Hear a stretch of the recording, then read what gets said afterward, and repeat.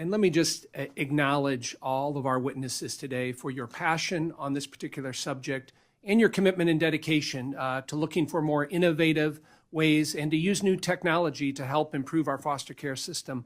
That has definitely come across in your opening statements here today, and we are grateful for that. We are now going to move to questions from the subcommittee members. And I'm going to start off with my questions. My first question will go to you, Mr. Lesko. In your testimony, you highlighted how Illinois and the company that you worked for, Augantel's technology, has helped caseworkers search for information for their case notes. A study conducted by HHS in June found that caseworkers spend an average of 4 out of 8 hours per day on administrative tasks. My question for you is, how does Augantel's technology empower caseworkers to shift from a culture of compliance and administrative tasks to one that allows them to spend more time serving and focusing on foster youth? Thank you for the question. Funding streams are the reason that caseworkers are required to spend so much time on administrative and compliance work. They need to document the work that's being done so that they remain in compliance with the regulations tied to those funding streams. So agencies worried about losing their funding overburden caseworkers with tasks, making them responsible for doing the work in alignment with this compliance. What our AI does is this compliance work in the background. I'll give a specific example. In Illinois, there are requirements around visiting children in a specific amount of time. The data that was in their outdated system could not show the entire scope of this work. There are what are called good faith efforts that are made that are considered visits. So what the AI did was look in the background for all of the examples of visits and good faith efforts. And Illinois went from not exceeding the requirements in an audit to far exceeding the requirements in an audit without requiring caseworkers to do any more compliance work. There are so many different audits that they're required to work on or complete documents for that it overburdens them. So what we're doing is giving them back time away from the compliance work. But more importantly, because we're giving them back time and because we're giving them back the data about families, we help them to establish trust with the children and families they're caring for. They don't have to ask that family to repeat their story over and over again every time there's a new caseworker on the case. That information is delivered to the caseworker. And what we've heard is that children are now finally feeling heard by the system because the caseworker is coming prepared to that visit with them or that phone call with them. It establishes this trust and it establishes helping them get set on the right path. Thank you for that. Dr. Jacobs, in your testimony, you discussed the importance of identifying a supportive network for foster youth. The use of your technology has helped find a remarkable average of 30 connections per youth. How do you believe the SHAFE program can be improved to help youth make permanent connections with family or other stable adults?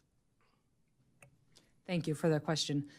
The SHAFE program can be improved by making it clear that these funds can be used to help states build these family connecting tools, training, and education. As we've heard here several times, technology is not a solution, it's a force multiplier.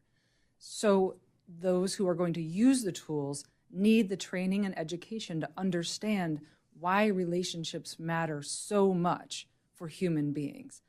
When they have that understanding, they dive into this work with a passion, and that's where technology allows their efforts to be multiplied. Excellent. Thank you for that. Ms. Carr, I'm going to turn to you next.